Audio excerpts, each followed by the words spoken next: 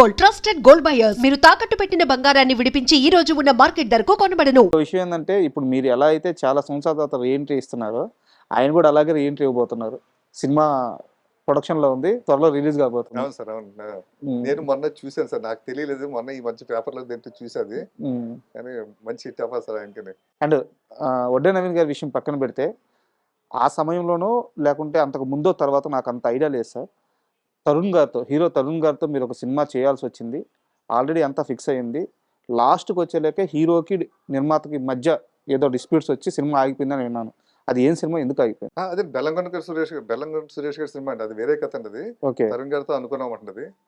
తరుణ్ గారితో అనుకున్న తర్వాత కుదరక నవీన్ గారి దగ్గరికి. నవీన్ గారితో వేరే కథ అండి. ఓకే, ఆ స్క్రిప్ట్ వేరండి, ఈ స్క్రిప్ట్ వేరండి. తరుణ్ గారి ముందు తరుణ్ గారు ఓకే అనుకున్నారు, వాళ్ళ అమ్మగారు అంతా ఓకే అన్నారండి. ఇంకా అనుకున్న తర్వాత దగ్గర నుంచి ఏమైందంటే నువ్వే కావాలి సినిమా హిట్ అయినా వెంటనే వెళ్ళి కలిసి మాట్లాడేవాడు. ఓకే, అప్పుడైతే ఒక పేమెంట్ మాట్లాడుకున్నారు. ఆ తర్వాత అది ఆ సినిమా రేజ్ అయ్యి కొద్దీ ఆయన పేమెంట్ ఎలా పెరుగుతూ ఉండేదంటే అలాగా వాళ్ళు ఆ విధంగా వెళ్ళిపోయిందండి. ఆ సినిమా సంవత్సరం ఆడింది కదా సార్. అవును. సో అందుకని పేమెంట్ విషయంలో తేడా వచ్చింది. అదే పేమెంట్ విషయం దగ్గర వచ్చి ఇంకా అంటే ఎలా ఉండేవారు తరుణ్ గారు ఆ వయసులో? అంటే చాలా ఎర్లీ స్టేజ్, ఒక్క సినిమా సూపర్ హిట్. అంటే అప్పుడు ఆయనతో నేను పెద్ద మాట్లాడేది తక్కువ అండి. మదర్తో ఎక్కువ, ఫాదర్ మదర్తో ఎక్కువ డిస్కషన్ జరిగేది. కథ కూడా వాళ్ళే అన్నారు, తరుణ్ కూడా వినలేదు కథ.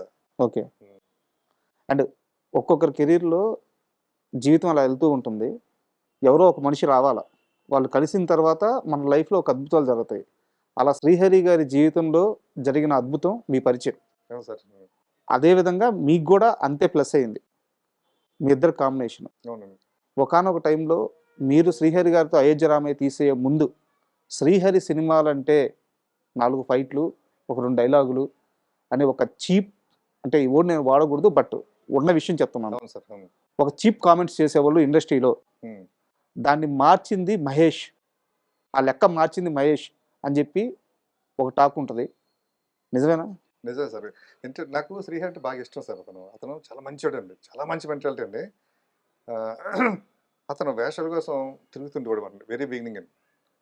నేను సురేష్ పర్సన్స్ అసిస్టెంట్గా చేస్తున్న టైంలో తాజ్ మహల్ అని ఒక సినిమా, శ్రీకాంత్ గారి సినిమా. దాంట్లో హీరోయిన్ బ్రదర్ క్యారెక్టర్ ఉంటుందండి. అది ఒక ముస్లిం క్యారెక్టర్ ఉంది. ఆ క్యారెక్టర్కి 3-4 అనుకున్నారు వాడిని. నాయుడు గారికి ఆప్షన్స్ ఉంటాయండి. అంటే మేము ఒక స్క్రిప్ట్ రాసి ఆయన చేసినప్పుడు ఫస్ట్ 2 హీరోలు, అలాగే ప్రతి క్యారెక్టర్ 2-3 ఉంటాయి. ఇతను కాబట్టి ఇతను అంటే నాయుడు గారు నెక్స్ట్ మంత్ షూటింగ్ అమ్మంటే నెక్స్ట్ మంత్ షూటింగ్ స్టార్ట్ అయిపోవాలి. అప్పుడు ఎవరు దొరుకుతున్నారో వాళ్ళతో వెళ్ళిపోవాలి. ఆప్షన్స్ ఇలా అనుకున్న టైంలో శ్రీహరి పేరు 3వ పేరు 4వ పేరు ఉందండి. ఓకే, నేను చూసిన నాకు కథ తెలుసండి, భలే కథ అని చెప్పేసి నేను శ్రీహరిని కలిసాను, పర్సనల్ కలిసా. అప్పుడు శ్రీహరి ఇక్కడే ఉండేవాడు అంటుంది. కలిసి హరి బాబాయ్ గారు ఒక సినిమా చేస్తున్నారు, దాంట్లో భలే క్యారెక్టర్, ముస్లిం క్యారెక్టర్, నీ పేరు కూడా ఉంది, 4th ప్లేస్లో ఉంది. ఏమో లక్కీగా మొదట్లో ఎవడో దొరికేసాక నీ వరకు రాదు పెన్ అక్కడికి, మరి నువ్వు ఒకసారి నాయుడు గారిని కలిసి రేపు మార్నింగ్ అన్న. అలాగా ఏంటంటే క్యారెక్టర్ ఇలాగ ఉంటుందన్న. సరే అన్న. నాయుడు గారు మార్నింగ్ 8కి 9కి అలా స్టూడియోకి వచ్చారు. ఇతను 8:30కి వచ్చేసి ముందే వచ్చి నిలబడ్డాడండి. అలాగే నాయుడు గారు రాగానే టక్కన కాళ్ళదనం పెట్టాడు. ఎవరు హరియా ఏంటమ్మా సార్ ఇలాగా ఆ సినిమా చేస్తాను, ఈ సినిమాలు చేస్తానండి, అదే మన సినిమా చేస్తున్నారు విన్నాను సార్. ఒకటి శ్రీకాంత్ తోటి తాజ్ మహల్ సినిమా మంచి కథ అనేసి విన్నాను నేను, ఏదైనా అవకాశం ఉంటే చెప్పండి సార్ నాకు. అదే అనుకుంటున్నాం అయ్యా, దాంట్లోనూ అదే ఒక ముస్లిం క్యారెక్టర్ ఒకటి ఉంది అది అని నాయుడు గారు ఓపెన్ అయ్యారు. అలాగే సార్ నాకు ఇవ్వండి సార్, నేను చేస్తాను సార్. నువ్వు మరి చూద్దాం అన్న. నాయుడు ప్రామిస్ చేయలేదండి. చూద్దాం అన్నారు. నేను అక్కడే ఉన్నాను, పక్కన ఉన్నా. చూద్దాం అంటే వెళ్ళిపోయాడు. వెళ్ళిపోయి 1 అవర్లో ఆ గెటప్ వేసుకొచ్చాడు సార్. ముస్లిం గెటప్ వేసుకొచ్చాడు. గడ్డం ఇది మొత్తం మా మేసం తీసేసి, మేసం ఉంటుంది, మేసం తీసేసాడు అప్పటికప్పుడు. మేసం తీసేసి మొత్తం అన్నీ వేసేసుకుని ఇలా వచ్చాడు. ఎవరో సార్ శ్రీహరి సార్. మరి నువ్వా భలే ఉన్నావయ్యా అని అంటే 30 శివ గారిని పిలిచి, శివ ఫిక్స్. శ్రీహరికి హిందీ వచ్చి కదా, ఆ హిందీలో డైలాగ్ అది చెప్పేసరికి నాయుడు గారి మనసు ఇది అయిపోయింది. ఫైర్ అంటే ఎలాగ ఉండాలయ్యా, ఇదే గెటప్, ఇదే అన్నాడు అంతే. ఆ సినిమా అతనికి ఫస్ట్ నంది అవార్డు వచ్చింది సార్, బెస్ట్ అవును. విలన్ కింద. అతని జీవితంలో రామానాయుడు గారు అందరు కదా, నేనండి అతను కనిపించింది. మహేష్ చెప్పడం బట్టే కదా అవును. నేను అక్కడికి వెళ్ళాను, నాకు ఆ వేషం వచ్చింది అని చెప్పేసి ఇంకా అందరికీ చెప్తుండేవాడండి. చాలా ఇంటర్వ్యూలో కూడా చెప్పాడండి అతను. ఆ తర్వాత ఇంకా మా సురేష్ పర్సన్స్ సినిమాలు చేయడం అండి. ఇంకా శివయ్య సినిమా, నేను చేస్తున్న ఆ నాయుడు గారి కుటుంబం సినిమా, అన్ని ప్రేమించుకుందారాల సినిమా. ప్రేమించుకుందరా సినిమాకి వచ్చేటప్పటికి ఏంటంటే దాంట్లో అప్పుడే పెళ్ళి అయిందండి. మనిషి ఆ గెటప్ కొంచెం ఈ ఫ్యాక్షనిస్ట్ గెటప్‌లో చేద్దాం. వాళ్ళు ఇలా కాకుండా లుంగీ షర్ట్ పెడదాం అని చెప్పి లుంగీ షర్ట్ పెట్టి ఇది పెడితే చూడడానికి గ్లామర్‌గా కనిపించేవాడండి. హ్మ్. అంటే నేనే అన్నా. మేమిద్దరం నన్ను బాబాయ్ అంటే నేను అతను బాబాయ్. బాబాయ్ భలే ఉన్నది ఏంటి నువ్వు బుద్దుగా ఉన్నావు నువ్వు. హీరోగా కూడా ఏయొచ్చు అంటే మనల్ని ఎవడు పెట్టుకుంటాడే బాబు హీరోగా అన్నాడు. హ్మ్. లేదు నువ్వు ట్రై చేయి, నువ్వు ఏమిటి చెప్పలేం. విలన్‌గా చేసిన రజనీకాంత్ హీరో అవ్వలేదా? మోహన్ బాబు గారు హీరో అవ్వలేదా? చెప్పలేం కదా అన్న టైంకి సార్ మా ప్రేమించుకున్నారా రిలీజ్ అయిందండి. మంచి హిట్ అయిందండి. అతనికి మంచి పేరు వచ్చిందండి. ఇమ్మీడియట్‌లీగా ఒక 1.5, 2 ఇయర్స్‌కి మా శివయ్య సినిమా అయ్యే టైంకి దాంట్లో కూడా మంచి క్యారెక్టర్ వేశాడు శివయ్యలో కూడా. అతను హీరోగా అవకాశం వచ్చింది సార్. హ్మ్. ఏఆర్స్ మహేంద్ర గారు ఒక చిన్న కథ అనుకుని, పోలీస్ కథ అనుకుని. రాగానే ఫస్ట్ నా దగ్గరికి వచ్చాడు శ్రీహరి. ఓకే. వచ్చి నాకు హీరోగా అవకాశం వచ్చింది. ఇక డైరెక్టర్ ఎవరైనా చెప్పలేదు వాళ్ళు. నువ్వు చేయి బాబాయ్ డైరెక్టర్‌గా. నువ్వు చేయి, మనిద్దరం కాంబినేషన్ చేద్దాం. నేను దండం పెట్టా. నా ఏం ఇక్కడ సురేష్ పర్సన్స్‌లో డైరెక్టర్ అవ్వాలని. నేను ఇక్కడే డైరెక్టర్ అవుతా. ఇక్కడ అయిన తర్వాత నేను బయట చేస్తాను. కానీ అప్పటికి అవని సంవత్సరం, 2 సంవత్సరాలు, 3 సంవత్సరాలు, 5 సంవత్సరాలు ఎప్పుడైనా పర్లేదు. నా డ్రీమ్, నా ఫస్ట్ సినిమా రామానాయుడు గారి బ్యానర్‌లోను అనేసి అతను చూపించిన స్టూడియోలో ఫొటోస్ ఉంటాయి సార్. నాయుడు గారు పరిచయం చేసిన డైరెక్టర్ల ఫోటోలు అన్నీ ఉంటాయండి. నాయుడు గారు పరిచయం చేసిన యాక్టర్ల ఫోటోలు ఉంటాయండి. నాయుడు గారు పరిచయం చేసిన రైటర్ల ఫోటోలు ఉంటాయి. నాయుడు గారు పరిచయం చేసిన మ్యూజిక్ డైరెక్టర్ ఫోటోలు ఉంటాయి. అలా నా ఫోటో కూడా ఇక్కడ ఉండాలి. అది సరే ఓకే అన్నాడు. అప్పుడు కేఎస్ నాగేశ్వరరావుని పెట్టినారు సినిమాని. మంచి హిట్ అయిందండి. పోలీసు, దేవ, సాంబయ్య అయిన తర్వాత ఈ లోపల నాకు ప్రేయస్ రవి ఆ టైంలో అతను నా ప్రేయస్ రవి స్టార్ట్ అయ్యే టైంకి అతను హీరోగా ఎస్టాబ్లిష్ అయిపోయాడు. అంటే మాస్ హీరోగా ఏదో ఫైట్, పోలీసు, దేవ, సాంబయ్య 3 సినిమాలు అయిపోయాడు. నా ప్రేయస్ రవిలో అతనే బాబాయ్ నువ్వు ఫస్ట్ టైం డైరెక్షన్ చేస్తున్నావు కదా, ఏదో చిన్న క్యారెక్టర్ నేను చూపించాను.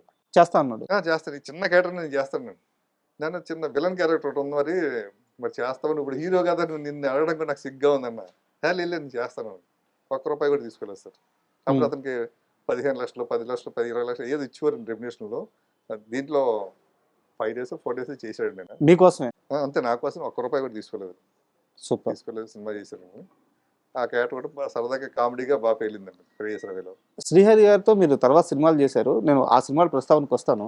అయితే మీరు ఆయన కెరీర్ స్టార్టింగ్లో చూశారు కాబట్టి ఆయన మీద ఒక ముద్ర ఉండేది. చాలా మొరటు మనిషి అండ్ బయట కూడా ఎవరికన్నా సహాయం అని వస్తే వాళ్ళకి సెటిల్మెంట్ చేస్తూ అండగా నిలబడేవారు అని చెప్పేసి ఇట్లాంటి ఒక టాక్ ఉండేది.